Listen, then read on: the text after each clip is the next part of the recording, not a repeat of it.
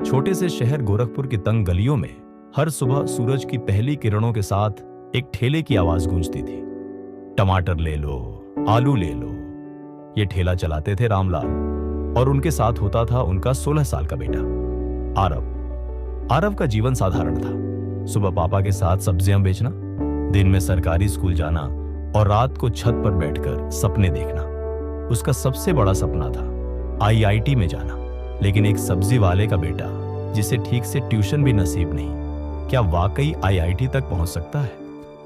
एक दिन स्कूल में एक प्रोफेसर ने बताया कि आईआईटी की कोचिंग क्लासेस शहर के कोने में खुली है, जहां फ्री में तैयारी करवाई जाती है अगर बच्चा एंट्रेंस क्लियर कर ले। आरव की आंखों में चमक आ गई। वो जानता था यही मौका है जिससे उसकी दुनिया बदल सकती है। वो घर आया और बोला, पापा मुझे कोचिंग का टेस्ट देना है। पापा ने थका चेहरा ऊपर उठाया, बेटा हमारे पास इतना टाइम और पैसा नहीं। तू सुबह सब्जी बेचने नहीं जाएगा तो दुकान कौन संभालेगा? आरव चुप हो गया, लेकिन सपने नहीं मरे। कई दिनों तक उसने कोई बात नहीं की। वो खुद से लड़ रहा था। क्या वाकई उसके जैसे किसी के लिए बड़ा सपना देखना सही है? उसे लगता था सपने अमीरों के होते हैं, गरीबों को तो बस गुजारा करना होता है। एक रात जब बिजली नहीं थी और पूरा मोहल्ला अंधेरे में था, आरव छत पर लेटा आसमान देख रहा था। उसने मन ही मन कहा, अगर चांद सबके लिए है तो सपने भी सबके हो सकते हैं। अगले दिन स्कूल में नई मैथ्स टीचर आई, अनुष्का मैम। उन्होंने आरव की कॉपी देखकर कहा, तुम्हारा कॉन्सेप्ट बहुत क्लियर है। क्या तुमने कोचिंग के लिए अप्लाई किया? आरव ने सिर झुका लिया। घर की हालत ऐसी नहीं है मैम। अनुष्का मैम मुस्कुराई, तुम्हारी मेहनत देखकर मैं तुम्हें खुद गाइड करूंगी। शाम को लाइब्रेरी आ जाना। और यहीं से शुरू हुआ उसका असली सफर। लाइब्रेरी की लकड़ी की बेंच, पसीने से भीगी शर्ट और अधूरी नींद। लेकिन आरव डटा रहा।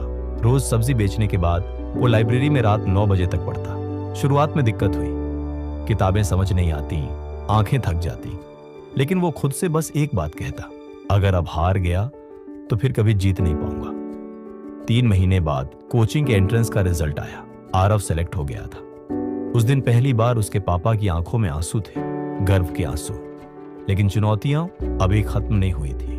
कोचिंग में सब अमीर बच्चों के ब्रांडेड बैग थे और आरव के पास था सिर्फ एक पुराना झोला। जब मोबाइल में लेक्चर डाउनलोड करने की बात होती तो वो पापा का बटन वाला फोन दिखा देता और सब उस पे हंसते। कई बार खुद को दूसरों से छोटा समझने लगा। लेकिन अनुष्का मैम हमेशा कहती, तुम्हारी कहानी बाकी सबसे अलग है, इसलिए तुम जीतोगे। रात को नींद में भी सवाल हल करता था और सुबह फिर सब्जी की दुकान पर लग जाता।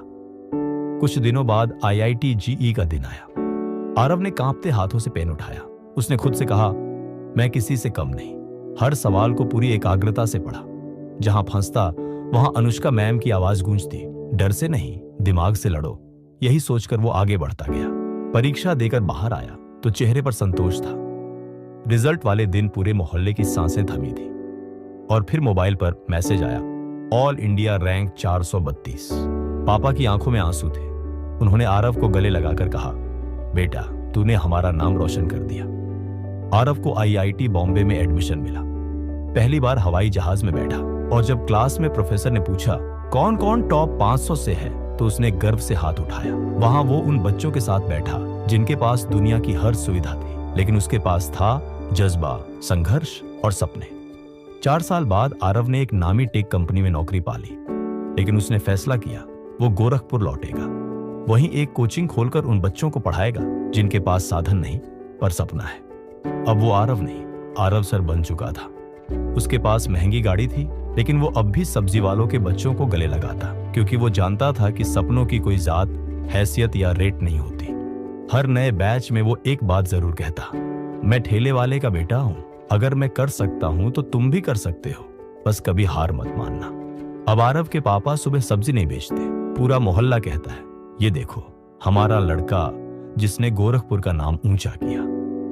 आरव की कहानी इंटरनेट पर वायरल हो गई, the boy who never gave up.